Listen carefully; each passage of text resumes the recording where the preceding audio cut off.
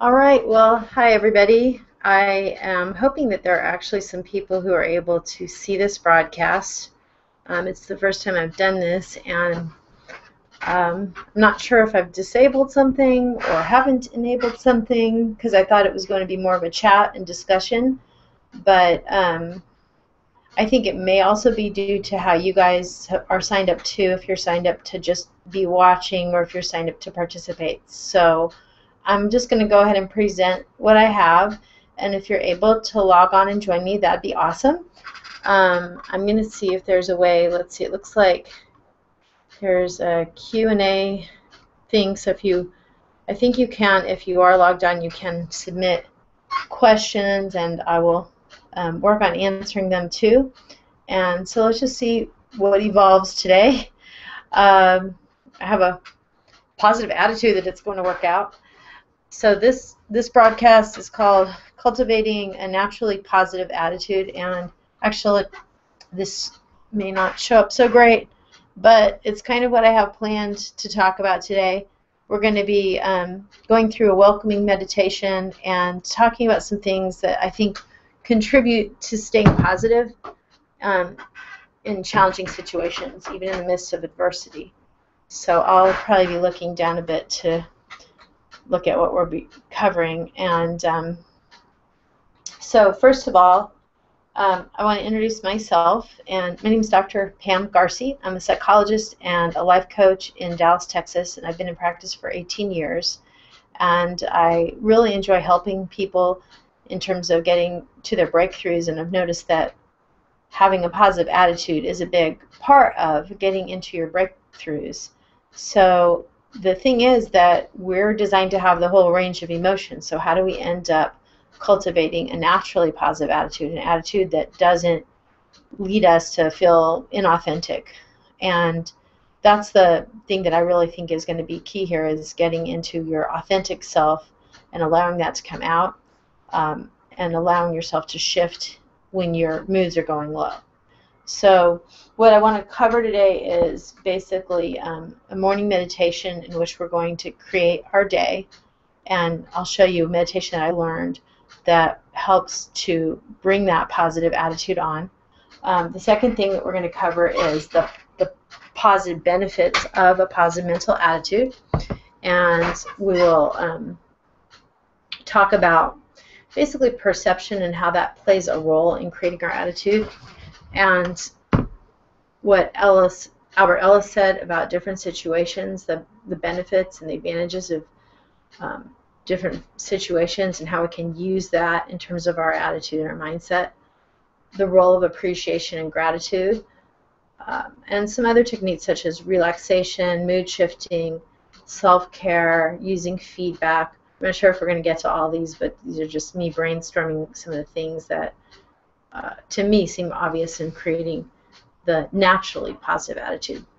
And then if we are able to get somebody to actually join the Google Hangout online, then I will be able to go ahead and have conversations with them and see what they want to cover, and use their questions as a foundation too for some of this topic. And let me just kind of check in. Is anybody there? Because I do see that there are audience members logged in, but it looks like that you guys are just viewing as opposed to participating. I know with Google Hangout, if you have a video camera, you're able to have conversation within Google Hangout. It's kind of like video conferencing, kind of like Skype. So, okay, well, it looks like we just have viewers, but that's cool. I appreciate you guys coming this morning. And why don't we go ahead and start with a morning meditation to get ourselves centered and into the right space for this conversation, or I guess in this case, monologue. So we're going to go ahead and, if you can, get yourself very comfortable and close your eyes and just start to tune into your body and into your breathing.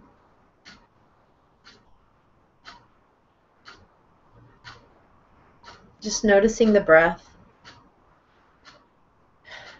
slowing it down.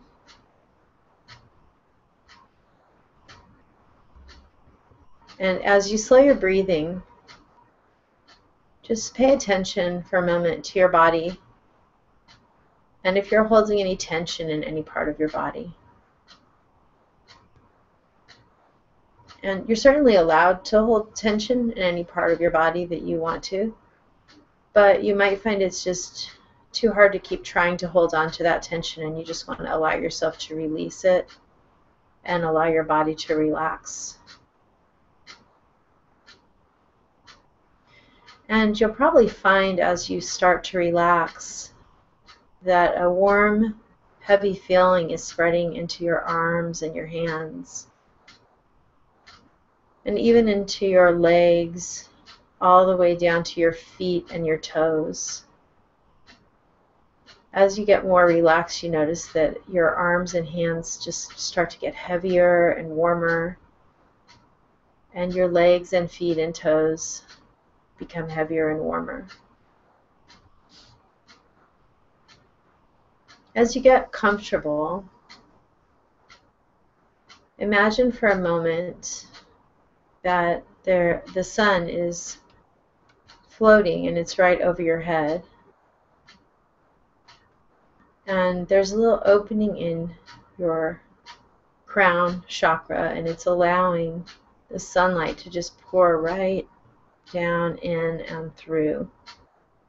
And the sunlight is just pouring down into you, through you, into your head, and kind of lighting up your brain and lighting up your head and lighting up your face. And just see if you can imagine that sunlight filtering all the way through nice and slow down your neck and shoulders, arms, elbows, and hands. And just imagining that filtering all the way down, going down to your legs, your knees, all the way down your calves and your ankles, into your feet and toes. And just imagine your body becoming illuminated with light. Just feel the energy of that circling through your body, that healthy, positive light. And imagine now that that light is swirling around you, and it's developing a cocoon of light all the way around you, and is sealing up on the top and sealing on the bottom, encasing you in positivity and positive energy, so that during your day, no matter what you may face, what challenges you may see before you, that positive energy is wrapping you, encasing you, protecting you, and no matter what comes toward you, it is greeted with that positive energy, and it is used in the most positive possible way. Very good. Returning to your breathing. Allow yourself to imagine the things that you will face today. And imagine the most useful way you can show up to each of those settings or situations or challenges. How do you really want to face your day today? Allow those images to come to you.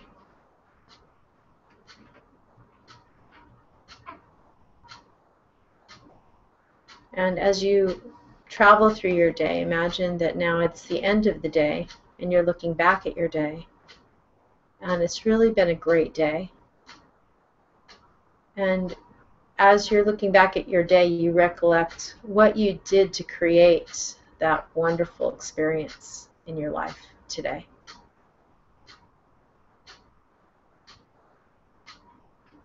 As you pay attention to what is coming to you, realize that you can now take that information and use it during your day.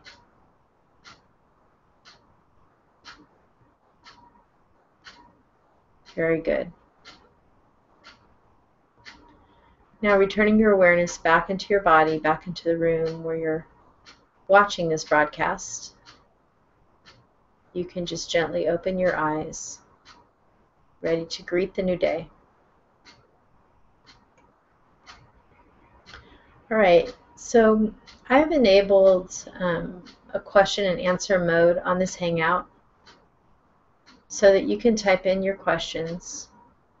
And I'm hopeful that you see it like the way I see it, where you can begin to type things in. Let's see, questions. At this point, looks like we're not having any questions yet. So if you do have questions or comments or things you want to cover today, go ahead and submit those to me on this Hangout. And in the meantime, I'll go ahead and cover some of the topics that I think would be helpful. So first of all, I want to talk about how you don't actually have to have a positive mental attitude. And so let's talk about that. You don't actually have to have a positive mental attitude, which seems kind of like a contradictory thing to cover at the forefront of this. But I think it's really important that we do that because we place demands upon ourselves sometimes that we have to show up in a certain way or be a certain way around others or even just by ourselves. And in that state of demandingness, we can lead ourselves to feel really badly if we're not experiencing positivity in that moment. As I said earlier, we're really equipped to experience the range of emotions. So what that means is that we can really feel different feelings, that even ones that we don't like, and that can still be within normal limits. Our feelings, in my opinion, are often a signal to us. And sometimes they're a signal to slow down and to pay attention to our lives and to figure out what is going on and what we're saying to ourselves about any one situation. So if you have the luxury of being able to take a minute or two and just settle yourself and ask yourself what's going on when you feel negative feelings, and just really listen to yourself and allow yourself to have that experience and understand that experience, then you really give yourself the acceptance that is required to even be able to shift from a negative headspace to a positive headspace. Pardon me. So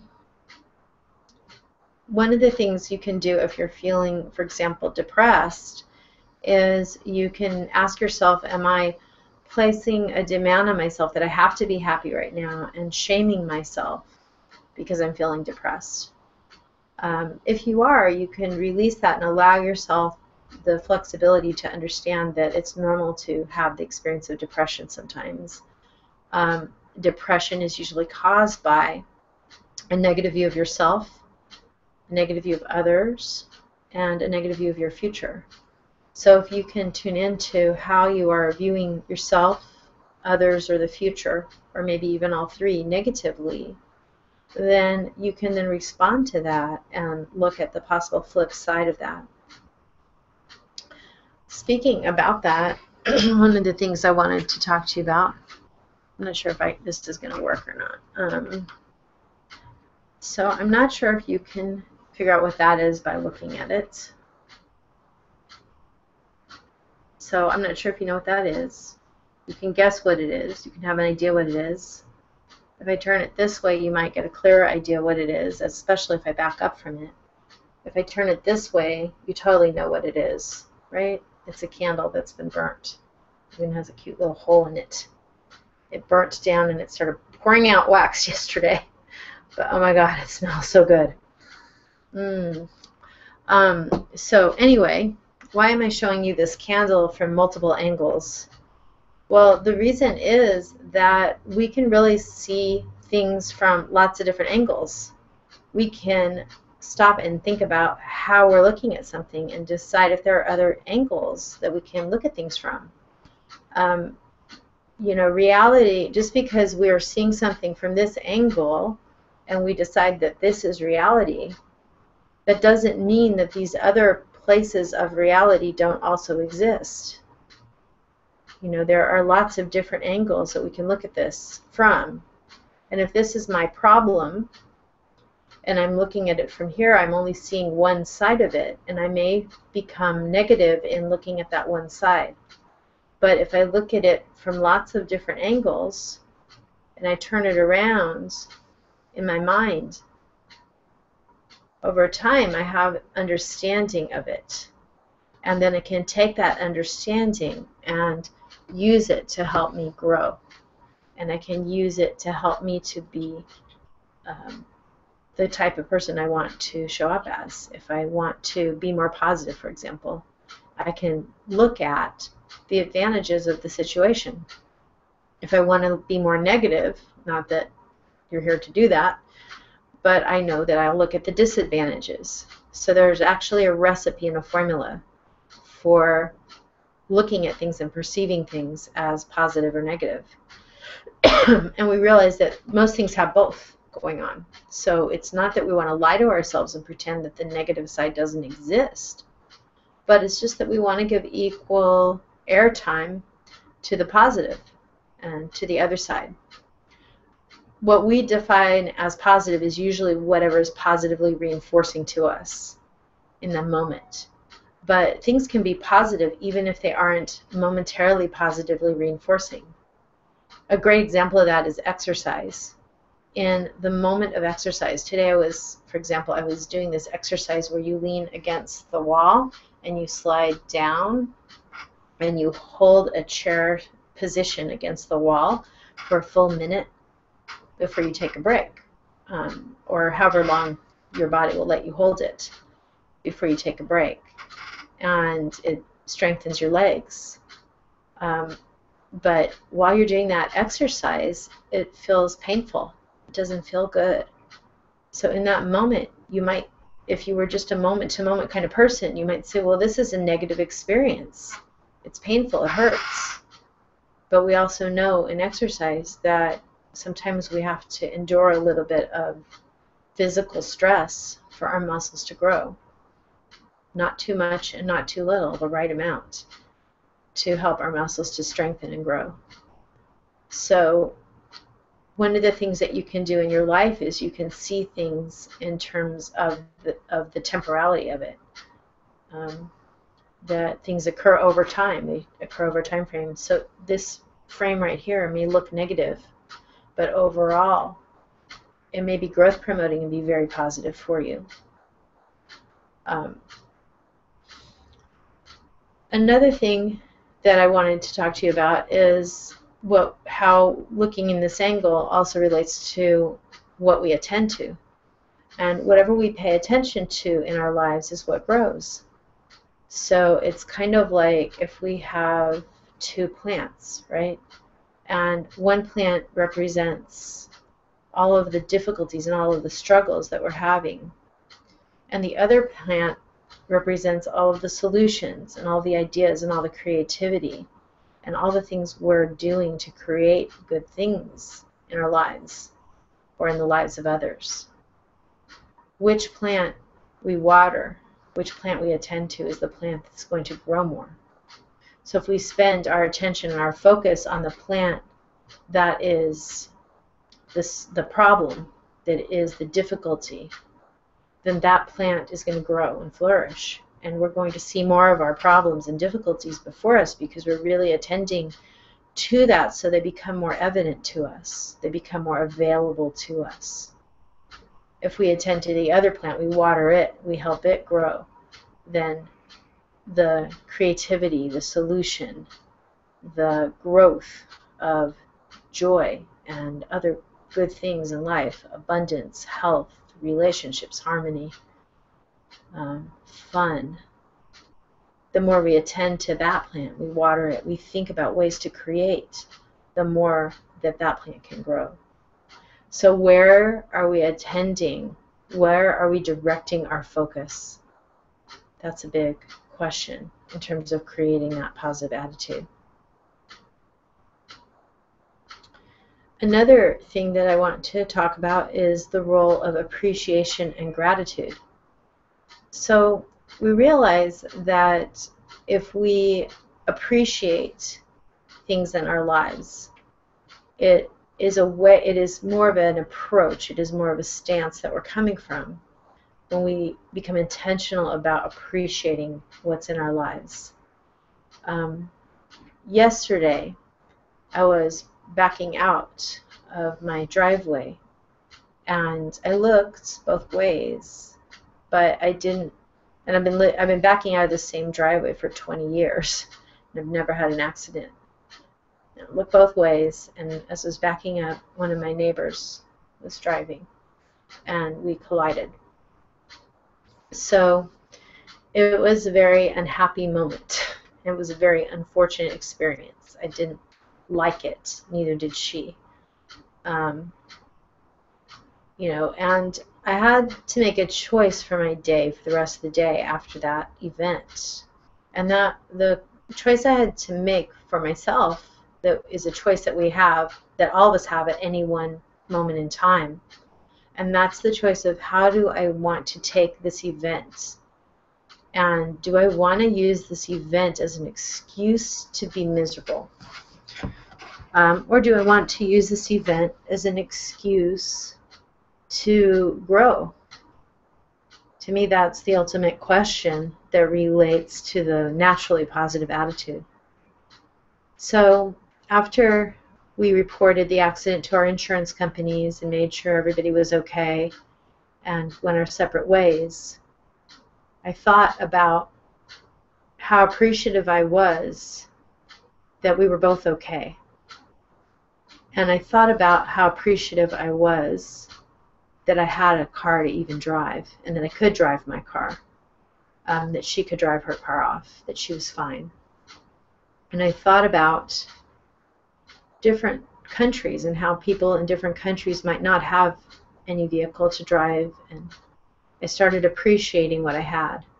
I appreciated the fact that I was still alive, and thought about accidents that kill people. And I just thought about how I was being blessed with another day. So that sort of helped me. But I was still feeling sad.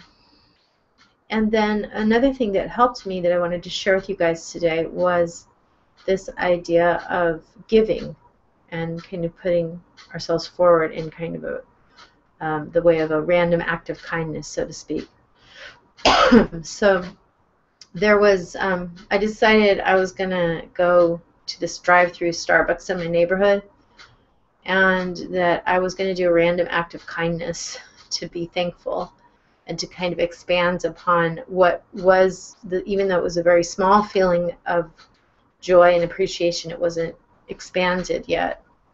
I wanted to expand it. I didn't want to stay focused on the negativity of the accident. So as I was driving to Starbucks, I would say things to myself like, well, at least I have car insurance. That's good. At least I can drive. At least this wasn't a horrible accident like it could have been. At least she wasn't walking and she was in a car, and I didn't hurt her in a permanent way. At least she also had insurance and things like that. So I'm continuing to drive, and I get to Starbucks, and I was sitting in my car, and I decided, okay, I'm going to do this random act of kindness to expand my joy. So I drove up to the counter and paid for my drink, and I'm sure some of you have already done this yourselves. Just said, can I please pay for the drink of the person behind me? And so I paid for that person's drink, and thanked the person who took my money for doing that. Went ahead and drove to work. And I actually tried to get away from the scene of the person as quickly as I could, so she would just experience that, the person behind me would just experience that as a random act of kindness, and not really actually have to feel like an obligation to say thank you, or an obligation to do anything other than just enjoy that moment of getting something that she wasn't expecting that was good. And then I felt good. I felt better. So I went ahead and drove to work. So for me, that little act was something I occasionally do, little things like that, because it makes me feel like I've done something for someone else, and it also comes back to me because I feel joy in the act of giving. So sometimes in the act of giving, we receive a great deal, and it helps our mental attitude as well. We start to see how we have choices in any given moment on how we're going to respond. Do we want to give to others? Do we want to take? And I'm not saying taking is bad. Receiving is good too. The whole way I even had that idea was that probably about 5 years ago or so, somebody did that to me at Starbucks. I drove up and they said, the driver ahead of you just paid for your drink. And I was like, wow, that's awesome, cool. And they were gone. So I had nothing to do but think about it, enjoy it, and consider how I might want to pass it on. I had a friend in college. Her name is Kathy, and she was really, really cool. She was coming back to school. She was a hippie. She was probably about 18 or 19 years older than I was. And she asked tons of questions in class. She was very active in her learning. And I used to be shy about that kind of thing. But she would learn so much. And one day I just said, thank you so much for asking all those questions in class. I always feel more educated being in classes with you because of your challenging questions that you ask. And she said, hey, man, I'm paying for this education. I'm going to get my money's worth. And I was like, wow, that's a great way to approach life, is just like, I'm going to get my life's worth. I'm going to squeeze the joy out of each moment. That's a completely different approach than looking for the negative and looking for the problem and looking for what's wrong. But we're all equally capable of doing either. So just wanted to raise that into your awareness, is that you have that choice. You don't have to take either route. And I'm not here to say that one is more important than the other. Sometimes it is important for us to see what's wrong.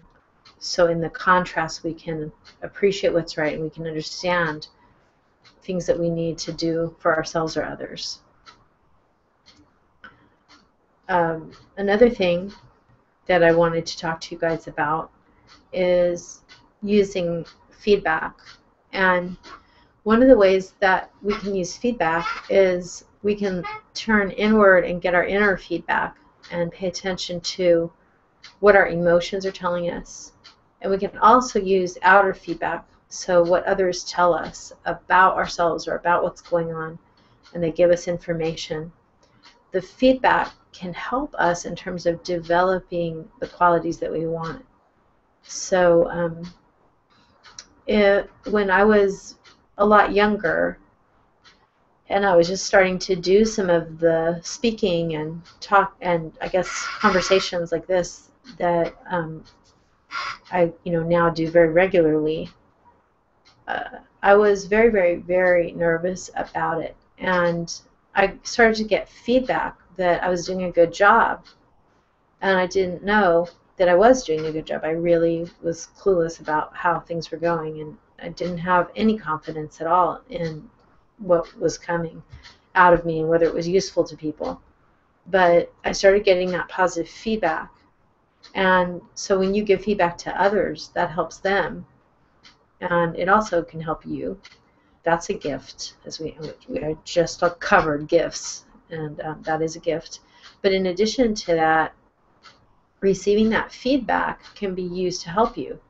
So I got feedback that I was on course, basically. And then I knew I could continue to do what I was wanting to do, because it was serving, even if it was serving one person, that's all I really cared about. If I could help one person, then I felt like it was worth my time. So using that outer feedback can help you determine if you're in alignment.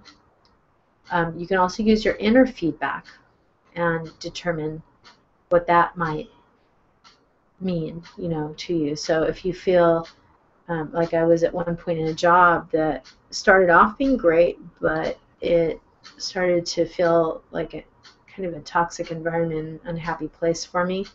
So I started to really question whether I wanted to spend my time there and give myself the permission to move on. So the feedback was useful to me, the negative feedback that I was experiencing inside of me, which would include things like when I would walk into the workplace and I would be about to open the hallway that led to the offices. We had a keyed hallway. I would actually feel tension and tightness in my body, and I would actually feel almost like my heart chakra was closing up and protecting itself. So in that space of feeling that contraction and knowing that we're naturally expansive and we like to be happy naturally, I was able to use the feedback to decide that it was time for a change. Of course, I wasn't the only, it wasn't like that just happened one time. It was multiple times, and there were other instances of things going on from the outside in as well as from the inside out. But just to give you an example of how you can use that. So that feedback helped me to make a choice. And when you allow yourself to leave a toxic situation, the first thing that happens is a review of what happened in the toxic situation. I think it's a releasing process, in my opinion. And then the next thing that happens is you start to feel so grateful for your relief that you've left. And you start to wonder why you put up with it for so long. And then you start to create. And that's very freeing. You create your life, whatever the new things are that you're going to use to replace what was there that wasn't working. And in that space of allowing yourself to leave toxic workplaces, toxic relationships, toxic habits. For example, I do a group on substance abuse every Wednesday. It's Smart Recovery. And I admire the people who come because they're releasing toxic habits. They're learning new ways of life that are more in accordance with their values. And this starts to create, in my opinion, more of a naturally positive attitude. So what are your all's questions? I hope you can type in questions. I'm going to see what I can do here to create. Let's see. I'm not seeing. Let's see, it looks like there are people on, but I'm not seeing questions anywhere. So I think what I'm going to do is I'm going to go to my email if I can. Let's see if I can get in there while I'm still on here. And my email is drgarcy@aol.com. If you want to email me questions, I can answer your questions that way. So I'm turning that on. I hope you can.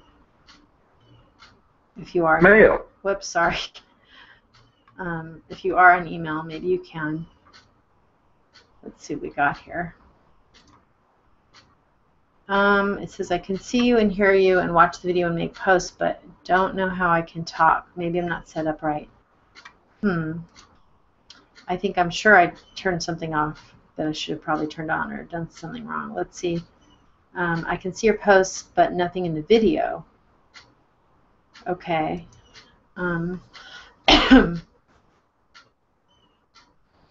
it says you guys are on, so I'm not sure. I will listen for emails coming in, and I'm happy to answer questions or make comments on things. It looks like we might have gotten one. Can you see this, Dr. Pam? I can see, yes, I can see it on my email. I cannot see the question on the question answer screen that Google Plus has provided, but I am online on my email, Dr. Garcy, DRGARCY @AOL.com, and I'm totally open to answering your questions and helping you with any challenges. So please feel free to send me questions so that I can make this more interactive, which I was hoping it was going to be visually interactive, but I don't know how to. I really don't know how to open you guys if there's a way. Let's see, I'm pressing chat. Thanks for your patience, guys. This is the first time I've done something like this, so I appreciate your time and patience, and I hope at least you're getting something from this. Oh, wow. Well, here, I'll do something fun. Look, I have a hat. Okay. Anyway, let me see. Ah, look, it looks like somebody sent me a question. Yay. All right, let's see. I guess you go to. All right, I'm not getting a question after all. I'm going to send her a reply. Send me a question related to attitude. So you know who you are if you're receiving this email. And thank you for playing with me today. Hoping that we'll get some questions here. I don't know why I cannot get you guys on here. I'm just going to start randomly pressing buttons and seeing if that helps. Our guests, as guests join, hide their audio. No. Broadcast the large video that I see my friends. New guests are muted when they join. No. Okay, so supposedly you are allowed to join.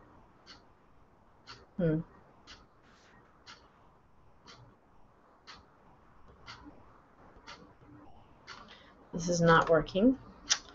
But, like I said, if you will email me, I will be happy to answer questions. Let's see. Looks like someone sent in something.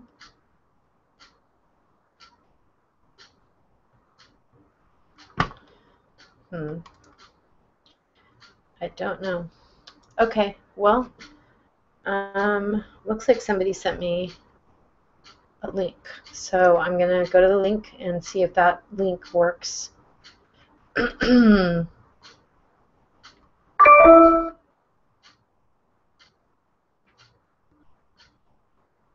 Yeah, that link doesn't do anything. But thank you anyway for trying. And I will, oh, looks like, hopefully this is a question. Aha, yay, a question. Thank you for your patience. Let's see how it goes. It says, I know when I'm obsessing on negative thoughts, and you're right, thoughts about myself, others, and my future, but I seem to not know how to get out of that cycle when I'm in it. I try to be great. I try to do the be grateful thing, and then I try the take action thing. What have you found to be the best way to get oneself off of that cycle? Thanks. And you're doing great on the Hangout. Thank you. Thanks for being patient with me, because I really do want to share stuff to help you guys with these things. So in terms of the negative thoughts, first thing is to recognize that we have like thousands and thousands of thoughts all day long, and that thoughts can be seen as things that, wait, let me get back on the Hangout. Here we go. Now I can see what I'm looking like here. So the thoughts that we have, one way you can look at it is the way that Steve Hayes talks about it in ACT, which is acceptance and commitment therapy, which is a third wave cognitive therapy. And anyway, what he says is that it's sort of like you're the context. You're like a sky, and your thoughts are basically like clouds floating through the sky. And you don't actually have to take any of these thoughts seriously. You can just recognize that they come in, and then they kind of pass, but the sky remains. Sometimes we have storm clouds and they're just occupying the whole sky, and other times we don't have any clouds. We just have a clear view of everything. So if you are experiencing the negative thoughts, the first thing is to realize that you don't actually have to attach to any of them. Now, you may be in the habit of attaching to them, and you know, that's okay, and we all do that. I mean, we all attach to thoughts at different points during our day. But just recognizing when you're attaching to it, then you can step back and say, wow, this is just a thought, and I can continue on with my day despite the thought, and even with the thought. One thing that is kind of interesting is to stop what you're doing and observe your thoughts. I've heard the analogy of thinking about it like a rabbit. Like, think of your thoughts as like a rabbit has run into a hole, and your observing self is like a fox, and it's kind of run, and it's looking into this hole, and it's wondering when the rabbit is going to pop out. And what you can do is you can wait for your thought and just kind of think to yourself, I wonder what the next thought is going to be. And just wait for the thought. And wait and observe the thought. And so that is one thing you can do to start creating a distance between you and your thoughts. Another thing you can do is, if the thought's persistent, you could also take a different approach, which would be to actually ask yourself questions about your thoughts. And there are lots of different really good questions that you can ask about your thoughts, such as, what's the evidence for and against this thought? Do I really believe this thought? And when I really believe this thought, how does that affect me? Does it change things for me emotionally or not? So those are some suggestions. There's also a behavioral technique called thought stopping that you can use. And with thought stopping, what you do is you're basically going to verbally tell yourself to stop thinking a specific thought. So if you keep, one great example is I had a coaching client doing some relationship coaching, and this person was moving on from a toxic relationship, but really was still in love with the person, even though that person was very unhealthy mentally and was saying some very bad things to my client and hurting my client in lots of ways. So my client's thoughts kept going back to that relationship. And what we did with thought stopping is whenever the client would think about, we did a lot of processing before this, but we just decided, okay, it's time to maybe use some thought stopping. So whenever my client would think about that person, my client would actually say stop and redirect the focus of attention to something else, anything else. You can redirect it by going into action, by going into gratitude, or you can redirect it by going into conversation, distracting yourself. But actually saying stop is a way to start retraining your brain. Another thing is interrupting the pattern of your thinking. So you may actually be in a patterned response. Sometimes, for example, if I go home and it's kind of late at night, I can go into a pattern of I'll go home, and the first thing I'll do is, well, it is sort of close to the entrance in my house, I'll walk right to the fridge because it's late. I think, oh, it's late, so that means I need to have a snack or whatever. I haven't had dinner, so I need a snack or something like that. So that thinking process is actually just a pattern. I don't need to keep in that pattern. I can do something totally different. So when I want to interrupt my pattern, I just make a decision. I'm going to walk either past the fridge and into one of my kids' rooms and talk to them, or I'm going to walk in the other direction and walk into my bedroom, or I'll go in a totally different direction and start folding laundry, but I'll interrupt the pattern. So I'm going to see if we got, it looks like I got some other mail come in, so I'm going to see if we got some other questions or comments here. Mail. Oh my goodness. Okay, let's see what this one says. I have two windows, one in Google Plus and the other in video chat. Okay. I'm not sure what to do with that information, but I'm glad that you are able to be here with us, and I'm sorry if it's not exactly what we had planned. Let's see. I just sent this question. You mentioned the act. You know, it's funny, I didn't get the question on the Google Plus, but thanks for sending it to my email. It says, you mentioned the act of shaming as being a reason that a lot of people acquire a negative attitude. How do we overcome the habit of shaming ourselves? Thank you for the question. So basically, let me go back here and find my Hangout. There we are. This is an act of, it's kind of fun actually, so even though it's a little clumsy. So shaming, how that happens, so let me just talk a little bit about rational emotive behavioral therapy, REBT, and what it says about shame and how we shame ourselves, okay? So REBT talks about how what we think and what we believe leads to our emotional experience. And we have a variety of emotional experiences, like I said before, and one of those is shame.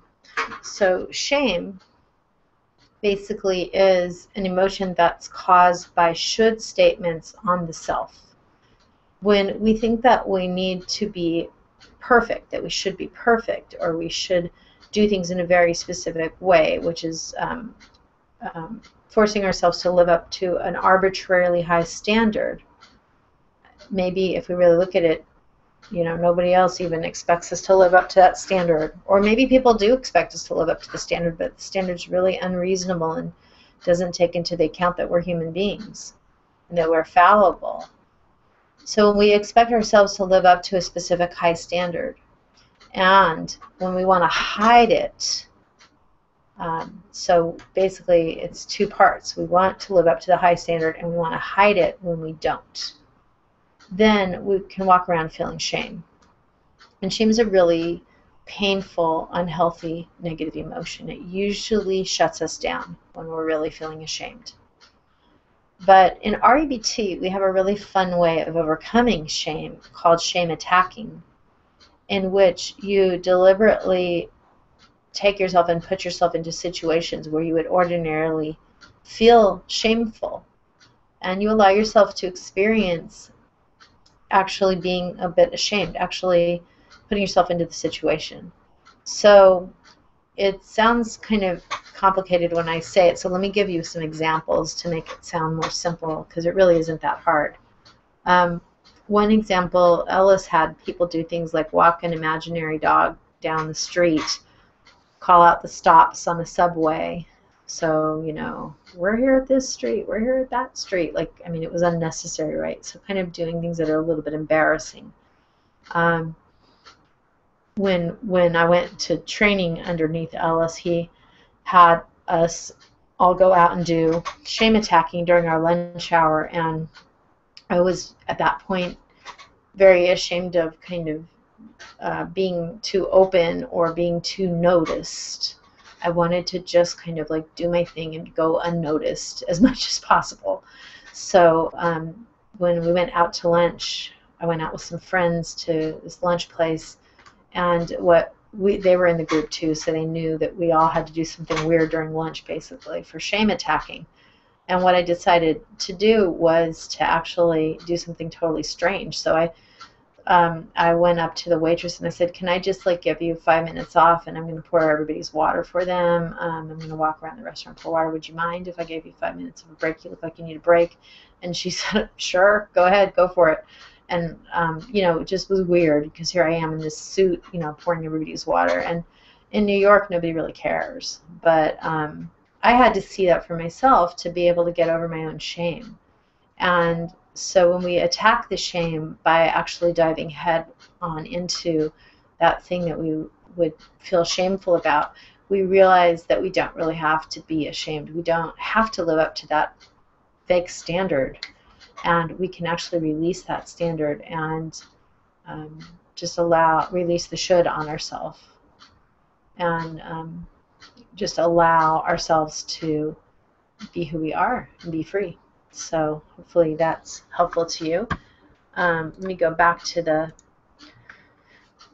to the mail, because it sounds like something else might have come in. Okay, thanks for the ideas on how to retrain my brain from negative thoughts to something else. Action, positive thoughts, looking differently, observing my thoughts. We'll try those. Okay, cool. Let me see if I can. I just realized there's a way that I can view. There's a link on this email that says view comments on my event. So I'm going to see. Well, I'm seeing it now, but still not quite at the point of interaction with you guys. All right. Well, guys, I really appreciate y'all. If you have any other questions, please feel free to email them now, and I'll hear them come in. drgarcy@aol.com, drgarcy@aol.com. and I'm happy to answer your questions, or if you just have a comment and you want to share things that have helped you to cultivate your own positivity, that would be great. And while we're waiting on that, just to that last chance to kind of answer questions, I want to invite you guys to consider, emailing me and talking to me about my one-day workshop, which is focused on attitude, basically. It's called the Attitude Enhancer Workshop. And I do 3 one-day workshops a year. It's going to be from 9 to 5.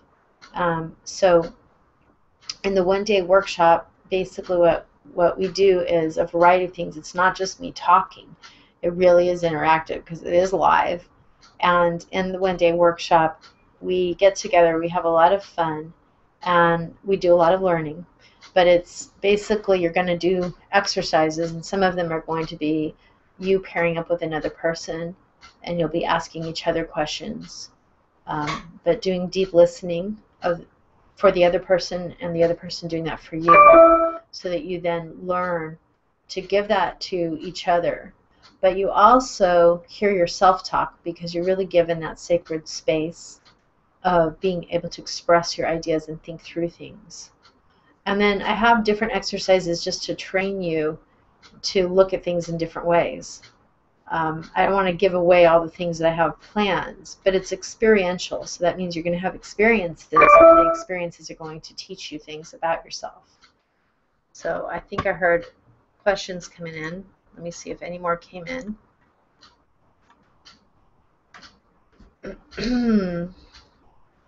Okay, it looks like we got. Okay, it says this question may be a bit off topic, but still related to negative and positive thoughts. Have you found that any supplements, amino acids, herbal, help with lifting negativity, improving mood? I'm reading the book, The Mood Cure by Julia Ross right now. She talks about having great success in her practice with L-tyrosine and 5-HTP and GABA, as well as others, depending on whether the gray mood has an anxious or low energy, low motivation attached to it. Yeah, thanks for that question. Now that's let me just be clear that I am a psychologist and life coach, so it's not really my expertise to be advising on this, but what I can say in terms of just my experience and observation is that, yes, definitely. First of all, your physical health is very important and foundational in terms of your mood. And sometimes your health can affect your mood. It's just a known fact, right? We're not just mind, we're not just body, we're not just spirit, or whatever you want to say we are comprised of. We're all of these things. We're energy. And so, yes, all of these things affect us. And so one of the things that you can do, though, if you're interested in amino acid, you specifically questioned that. My husband, Dr. Roger Clifford, is a chiropractic neurologist who also does provide that service to his patients, and sometimes to my clients. I'll refer them over for that kind of service. And what it is it's there's a company called neuroscience.com, so you can also look and see if there are doctors nearer to you who you can go to for that. But neuroscience is a really interesting company, because they do an assessment of your neurotransmitter levels at various times of the day, and based on that, they can tell what amino acids you need to take. And the reason that people take amino acids, it's my understanding, as opposed to taking the neurotransmitter, is the neurotransmitter isn't going to actually cross the blood-brain barrier. But the amino acids, which are the building blocks for the neurotransmitter, can cross over into the blood-brain barrier, as far as I understand. And so that's why it works. So it crosses in, and then your body naturally manufactures the neurotransmitters that are necessary. When we take synthetic medications, they will also, the ones that are psychotropic, meaning they're to affect our mood, they will also cross the blood-brain barrier. They're made to do that. But this is a more side effect-free way to go, as far as what I've observed with people. It is more of a pain in the neck, because you have to do that whole assessment, and then you do it every month. because your neurotransmitter levels are going to change as you take those amino acid treatments, and your brain will actually start to stabilize and readjust. But yeah, all the ones that, like GABA is one that is found to interact with the anxiety pathways, and 5-HTP is involved with mood, like serotonin.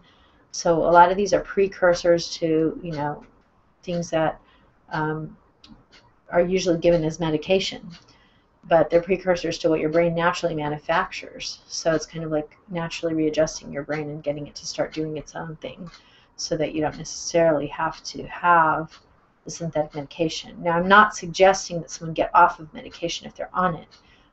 This is certainly something you want to manage properly with your doctor. But what's cool about neuroscience is that many of their things can be taken even if you're taking medication. And then for some people, they're able to wean off some of their medication or all of their medication. Just do neuroscience for a while and even wean off the neuroscience. So it's really interesting to me that that can work. So thank you for that question. It looks like we have another question. Let's see if this is the same or a different one. Looks like the same question, just a different email address.